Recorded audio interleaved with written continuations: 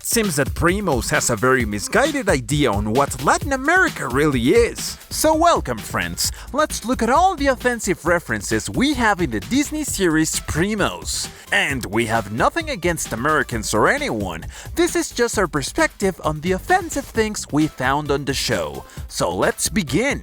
Right from the start, they make a heavy joke, not only naming their neighborhood Earthquake City, but also adding this dangerous barbed wire to the sign. You know, to make it look even more dangerous and criminal. And if we continue, we see the neighborhood apparently devoid of cleanliness, with trash everywhere. Because according to Primos, Latin America equals to dirty streets? Oh, that's nasty. Just pause this scene and show me a place where there's no litter. There's even a bag on this poor dried branch. But wait, this wouldn't be Latin America if it didn't have the famous orange filter. Oh yeah, we all know that meme. Just look at this scene. It even makes you think that it kind of smells like farts. Moving on, let's take a closer look at the houses. They all seem to be old houses. And of course, there's a lot of trash and things strewn around. Even Tater's garage door doesn't even work. If we pay attention to this side, we see the characteristic electric cables. And Flappin' Flotsam, what's that?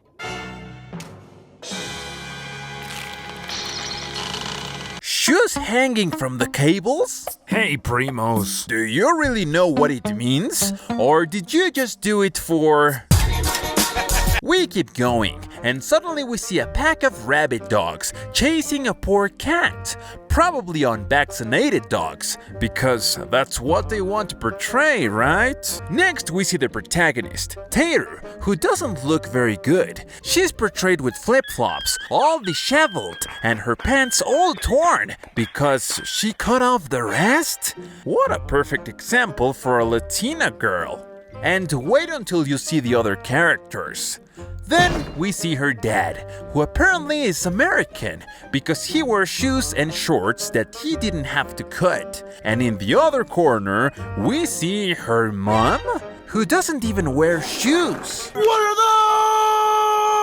And we come to one of the most atrocious scenes you'll ever see in your life.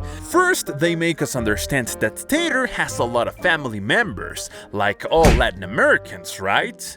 And because they are Latinos, they apparently don't know matters and jump around everywhere. And look, what do we have here?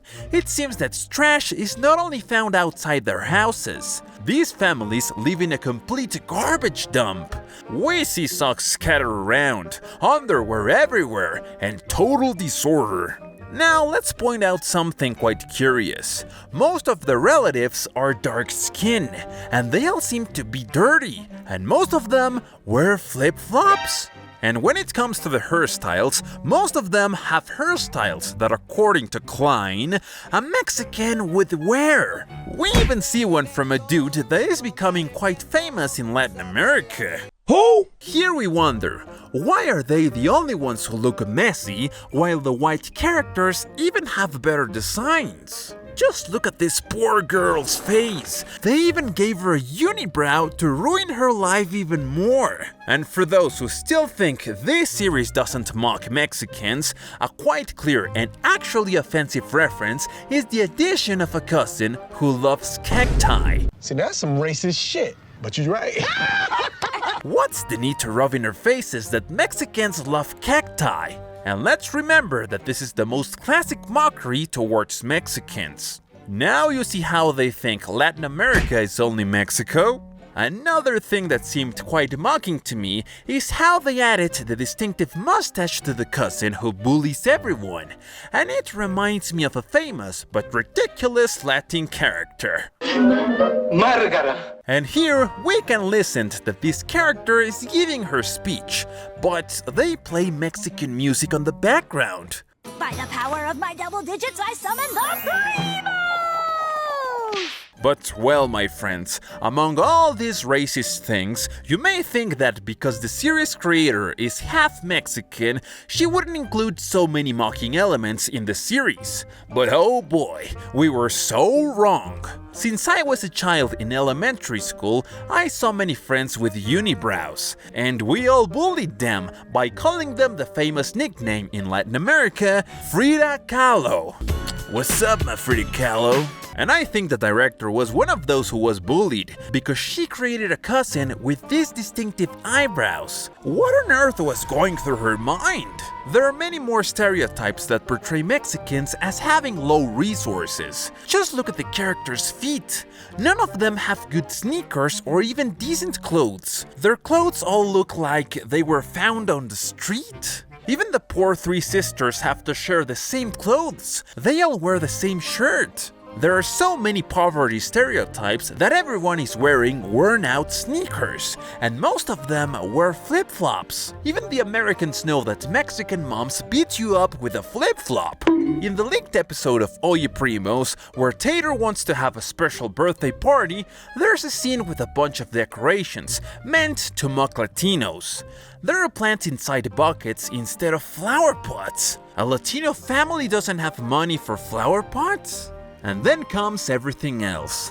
I think they went too far here. For example, the hanging snakes and scorpions, along with the bull skulls on the floor, represent Mexican deserts? Then there's fertilizer! Why fertilizer? Why? Do most Mexicans in the United States make a living as gardeners? It's all a huge mockery. And furthermore, in the background, we see a bunch of cacti. Yes, friends, in case they couldn't show you the cactus on their foreheads, now you see how much they love cacti. Coincidence? I think not!